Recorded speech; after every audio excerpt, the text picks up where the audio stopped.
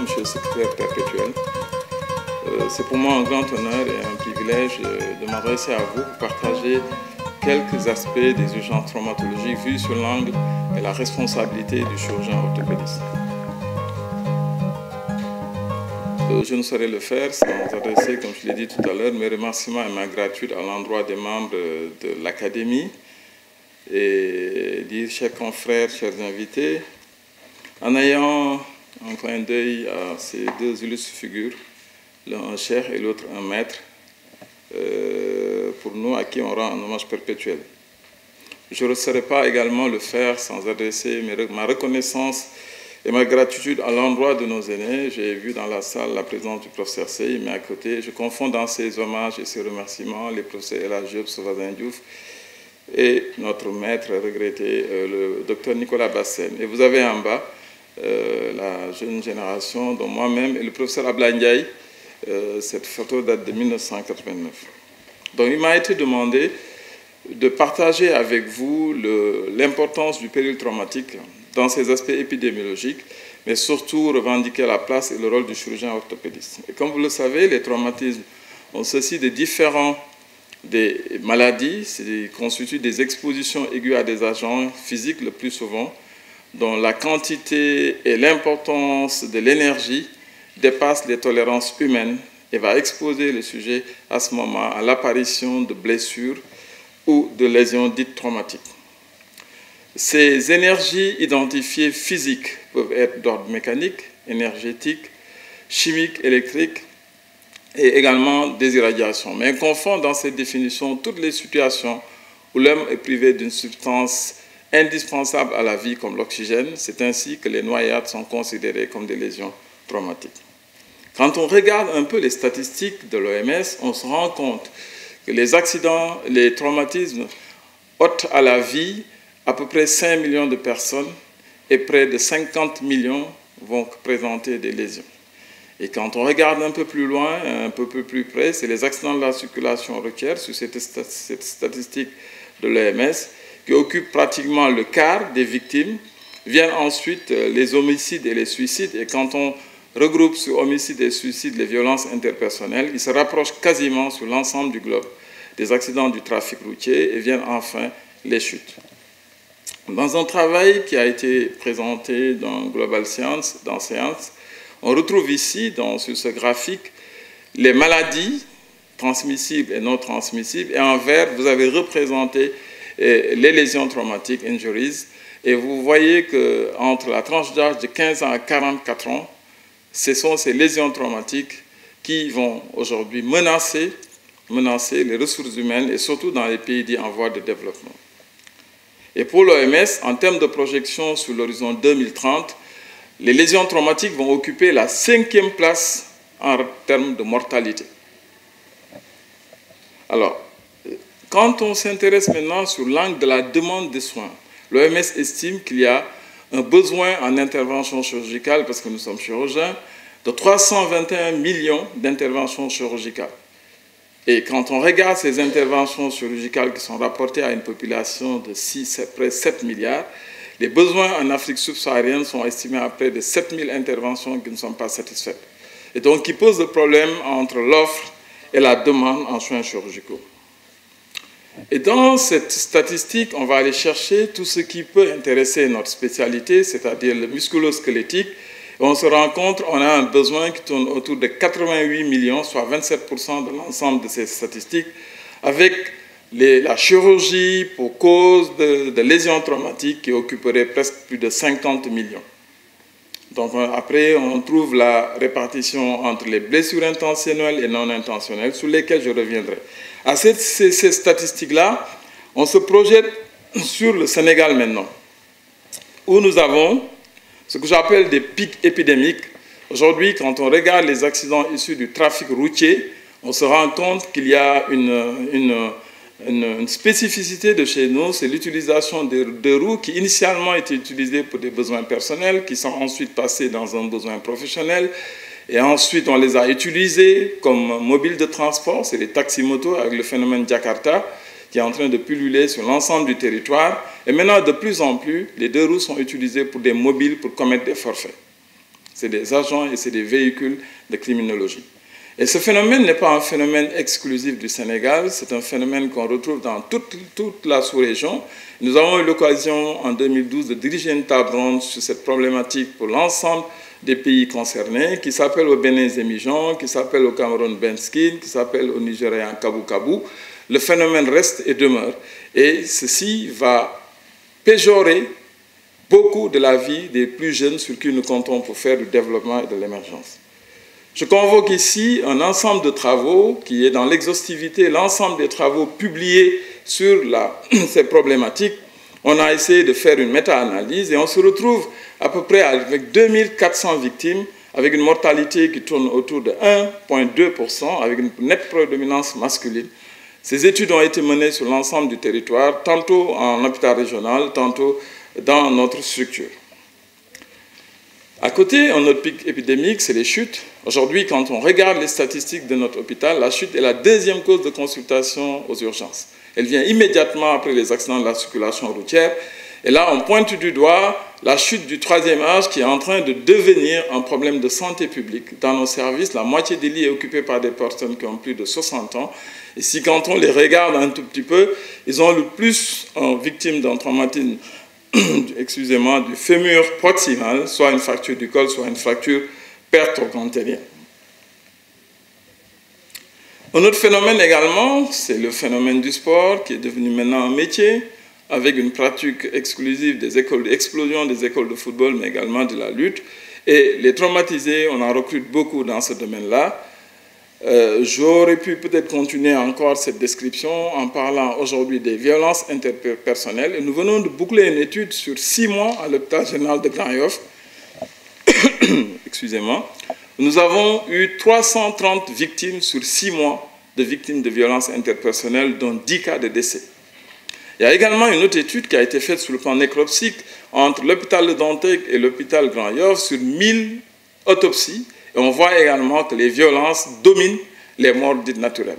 Donc je crois qu'il y a, sur le plan factuel et sur le plan des données, de quoi aujourd'hui s'intéresser un peu plus à la lésion traumatique. Et c'est pourquoi j'invite à ce qu'on change de paradigme. Notre politique de santé est essentiellement orientée vers la maladie, qu'elle soit transmissible ou non transmissible. De cette vision monoculaire, nous devions théoriquement migrer vers une vision binoculaire en séparant les lésions traumatiques de la maladie. Ceci nous permettrait de donner des données factuelles, mais également de bâtir des stratégies pour une meilleure santé. La deuxième partie de mon exposé va concerner les lésions traumatiques graves. Ces lésions traumatiques graves tuent. Dans la tranche d'âge de 18 à 44 ans, c'est la troisième cause de mortalité, quel que soit l'âge. Et ensuite, ça impacte sur l'économie, ça impacte sur le social. Et ça grève les budgets. Un peu plus d'attention et de ressources d'organisation, je disais bien, la vie est à ce prix-là. On passe en revue quelques éléments de définition, notamment les définitions proposées de polytraumatisme, qui est une lésion, au moins parmi les deux lésions, une lésion grave qui peut menacer la vie de cet individu-là. À côté de cette notion classique de blessé grave rattachée au polytraumatisme, on revient sur la notion même d'un monoblessé grave.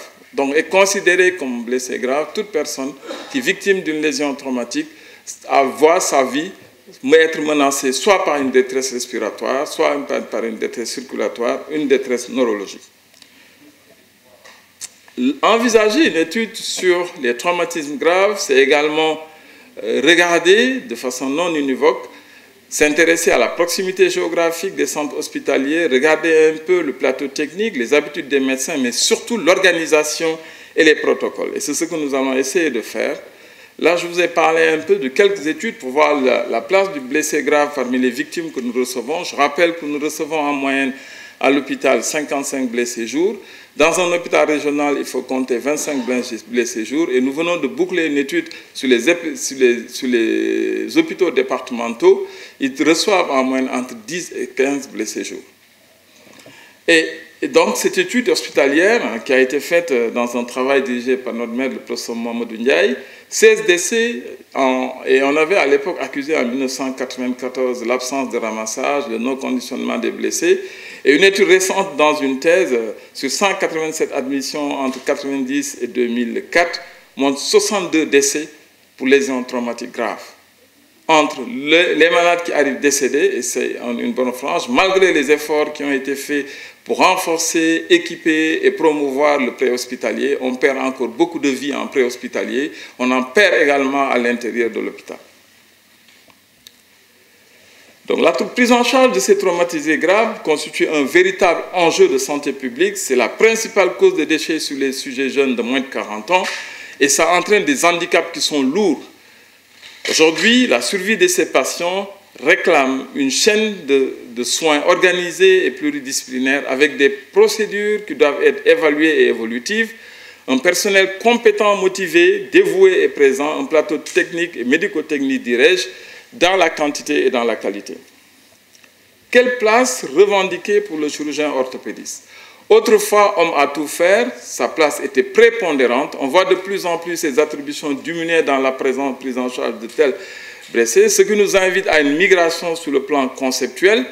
Du tout en un, on parle aujourd'hui du damage control. Et de la façon la plus importante aujourd'hui, il faut promouvoir la pratique de l'échographie dans les unités d'urgence, ce qu'on appelle le fast echo, et également promouvoir la radiologie interventionnelle. Je donnerai quelques exemples. Ce chirurgien n'est pas ex nihilo, il doit être dans un team trauma, qui peut être un team trauma, une équipe de personnes dévouées qui vont s'occuper de ces blessés, qui sont en première de ligne. Ailleurs, dans le concept anglo-saxon, elle est paramédicale. C'est du run and scoop, c'est blesser, récupérer les blessés, courir au plus vite dans des centres spécialisés. Nous avons hérité d'une école totalement différente où nous essayons de faire du préhospitalier un conditionnement médical pour arriver. De toutes les façons, les concepts actuels font les deux en même temps. Il faut secourir le blessé, il faut sauver sa vie en dehors de l'hôpital, mais il faut le ramener très rapidement dans un hôpital où il est attendu. Et le chirurgien orthopédiste occupe une place centrale à côté du chirurgien viscéraliste, de l'anesthésiste réanimateur. Il existe également la notion de trauma leader, c'est-à-dire dans cette équipe-là, qui doit diriger les opérations. Pour certains, c'est encore le chirurgien orthopédiste, mais cette place est revendiquée et le capitaine de cette équipe reste et demeure, à mon sens, l'anesthésiste réanimateur, d'autant plus que c'est les 5 détresses qui tuent, la détresse circulatoire et respiratoire. Si ce n'est pas la détresse neurologique, il est le plus apte à être au devant. Alors, je vais un peu passer très rapidement dans la démarche, l'admission du blessé en salle de déchocage et puis le traitement des lésions. Et j'ai dit tout à l'heure, aujourd'hui, on n'essaie pas de tout faire tout de suite et en même temps. On essaie de promouvoir, de sauver la vie du blessé, y revenir, c'est le concept et le principe du damage control. Donc, du tout en un, ou OCT, on est passé au damage control, qui est une maîtrise des dégâts, une limitation des dégâts. Et sur le plan de la doctrine, c'est une nouvelle doctrine de soins. Le minimum doit être fait aux urgences, préserver la vie et ensuite revenir pour réparer les lésions. Et il s'oppose fatalement au early total care, qui est du tout en un temps qu'on a connu à un moment donné de notre pratique. Donc ce damage control est un concept de chirurgie écourtée qui trouve ses origines dans l'art de guerre militaire. Son but est de maintenir un navire en flot et en ordre de bataille et de différer un peu la réparation pérenne. L'objectif est de limiter la propagation des dégâts. C'est une politique de réduction des risques avant l'heure. Vous l'avez ici l'exemple de ce bateau qui est en train de chavirer. Et c'est un concept qui n'est pas exclusivement de la traumatologie. Aujourd'hui, chaque spécialité chirurgicale a son damage. Vous avez le damage control surgery qui s'adresse à la chirurgie viscérale. Vous avez le damage en anesthésie avec la triade létale. Vous avez le damage control orthopédique dont l'acronyme est le DCO. Ici, un exemple pratique de damage, il fit partie des premiers. Chez un blessé grave, nous avions tendance à faire de la chirurgie ouverte, essayer de sauver au maximum. Ici, le principe, c'est d'arrêter l'hémorragie, quitte à ce qu'ouvrir, faire un packing, refermer l'abdomen, passer le câble le plus difficile pour venir faire un traitement lésionnel. Et je pense que les Français également l'ont appris lors des événements de novembre, où, dans un article de ce journal, il revenait un peu sur l'application du principe du damage. Et je donne un exemple simple. On avait interdit aux pompiers français de mettre un garrot. Et ils ont essayé, dans la prise en charge initiale des lésions qui étaient des lésions de guerre, de réparer et de récupérer des membres. mais maintenant, ils amputent assez systématiquement. Quand il y a des blessés relativement graves, on autorise aux pompiers. Et donc, bref, ils ont revu leur damage dans le sens de sauver des vies et dans le sens de minimiser les dégâts. Parce que rien ne sert de passer des heures et des heures à réparer quelqu'un pour ensuite se voir le perdre au final. Donc, ce principe du tout en un perd du terrain au profit du damage. Mais au préalable, il faudra catégoriser les traumatisés. Et parmi ces blessés graves, il y a 3-4 catégories. Il y a des blessés qui sont stables, qui mériteraient du tout en un, on le verra tout à l'heure. Il y a des blessés qui sont du borderline, qui sont limites. Et il y a des blessés qui sont instables. Et le dernier, c'est les extrêmes. Ceux qui sont en situation de détresse extrême. L'évaluation de ces blessés va nécessiter, avant la prise en charge, une grande munitie, une grande rapidité, une précision. Aucun geste n'est de trop. Avant de l'envisager, nous allons faire part d'un certain nombre de lésions qu'on appelle les effets de sommation, donc une blessure en chasse une autre, l'effet de masquage ou d'occultation, je vous donnerai tout à l'heure quelques exemples, une blessure peut pressionner, et l'effet d'amplification, l'existence d'une blessure prise isolément, mais prise en sommation, elle devient un peu plus importante. Alors, cette évaluation et ce traitement doit nécessiter une conduite combinée, contribuer à une lutte de détresse, de cette triple détresse-là, faire une évaluation exhaustive de ces lésions avec un examen minuté, minutieux, noté, daté, un scénario de prise en charge qui doit obéir à des protocoles en fonction des institutions et traquer au mieux l'ensemble des lésions traumatiques. Ceci doit être fait par une équipe qui est constituée au moins à gauche d'un réanimateur, d'un chirurgien orthopédiste et viscéraliste, un radiologue, un imageur et bien sûr de la biologie. C'est les 5 éléments clés qui doivent au moins accueillir ces blessés graves. Et on peut demander des sapiteurs, à la demande un neurochirurgien, un maxillofacial, un thoracique, un neurologue.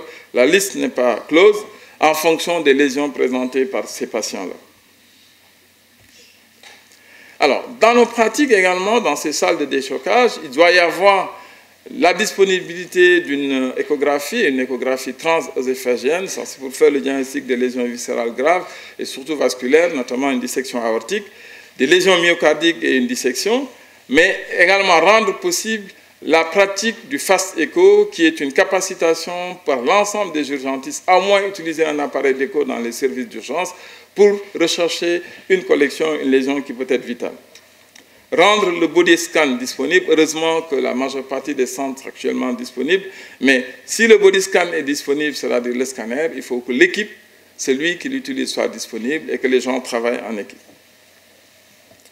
Pour la radiographie, c'est chez blessés graves, même s'il n'y a pas une lésion focale au niveau du rachis, c'est des clichés qui sont plus ou moins obligatoires, avec un cliché du rachis qui peut être fait dans les endroits où le scanner n'est pas disponible. Et cette conduite a permis aux collègues de la Pitié-Salpêtrière de pouvoir sauver beaucoup de vies. Et en fait, ce scénario, ce protocole, je l'ai tiré de cette équipe qui a une très grande expérience dans la capitale parisienne de la prise en charge en plein centre de Paris de ces lésions. Et dans cette même étude, il signale la cohabitation de plusieurs raisons et que les lésions orthopédiques sont notées chez 80 patients qui ont des blessures graves. Donc, réellement, c'est ça qui fait qu'on revendique la place des orthopédistes dans ces équipes. Et un quart de ces blessés présentaient des lésions rachidiennes et 24 des traumatismes crâniens. En situation d'urgence, il faut également garder à l'esprit cette notion de fracture ouverte qui doit être prise en charge, mais également ces lésions neurologiques qui accompagnent les traumatismes crânio-encéphaliques. Deux actions principales en traumatologie urgente, c'est le recensement clinique, on ne le dira jamais assez, mais c'est la planification de l'acte opératoire dont on a dit tout à l'heure que le damage prenait un peu de place sur le traitement en un temps. Il faut simplement également garder à l'esprit qu'on peut avoir des lésions qui sont tout à fait isolées. Je donne l'exemple très hémorragipare d'une plaie du cuir chevelu qui est très hémorragipare et associée à un fémur qui théoriquement sont deux lésions qui ne devraient pas emporter la vie de la personne. Mais en raison du risque de saignement important, il constitue une blessure grave. Alors, je vais passer en revue avec vous quelques lésions dont le diagnostic peut être facile parce que la difficulté diagnostique est variable. Elle peut être simple, elle peut être facile. Des lésions peuvent cacher d'autres lésions. Ici, un fracas de jambe. Mais surtout là, une lésion double de hanche. Donc, quelqu'un qui a luxé ses deux hanches. Les hanches ne sont plus en place. Et puis, sur cette autre image, vous avez ici une hanche ballante avec une lésion. Là, vous avez une lésion, une fracture du col et une autre lésion rendant cette hanche complètement libre. Alors, des lésions parfois également qui en cachent d'autres. Vous avez cette fracture du fémur qui est très évidente, mais attention, au niveau du col, il y a une fracture du col fémoral associée. Donc, si on méconnaît ces lésions, sur le plan médico-légal, on peut avoir quelques problèmes. Et puis, de toutes les façons, si on les opère, on peut déplacer cette fracture au niveau du col.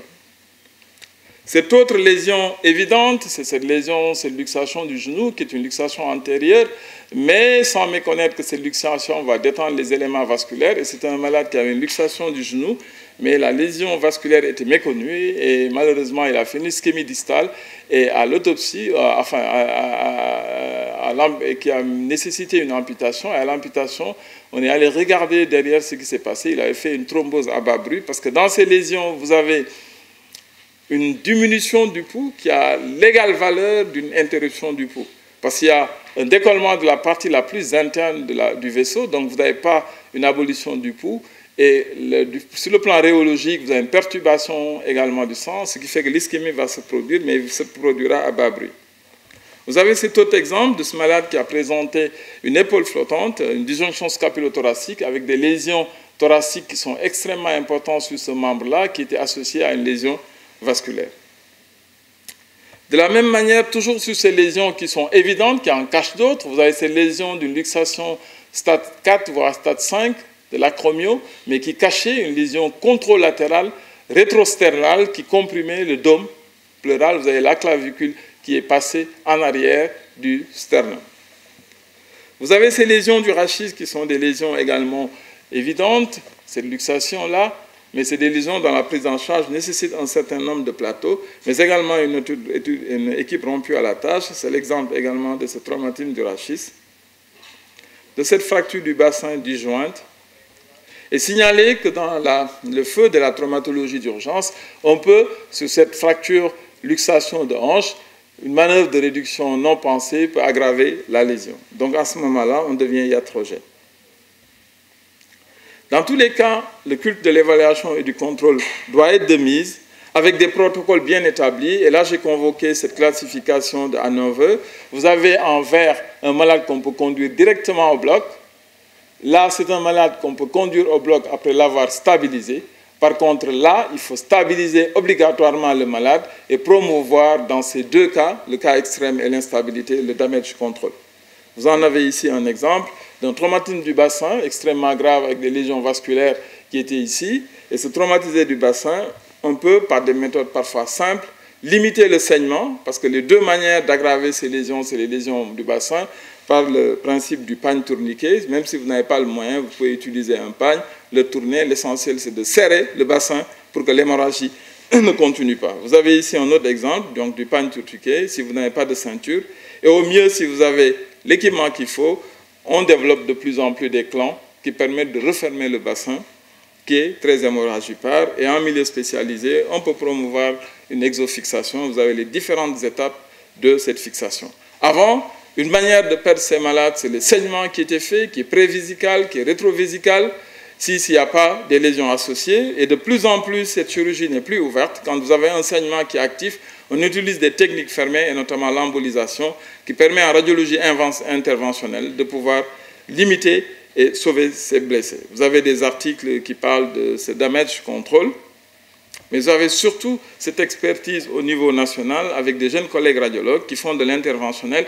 Et malheureusement, le paradoxe, c'est que ceux qui font de l'interventionnel ne travaillent pas dans des structures où on sauve la vie des gens, où il y a des polytraumatismes. Donc je pense que de ce point de vue-là, il y a quelque chose qu'à envisager sur le plan organisationnel.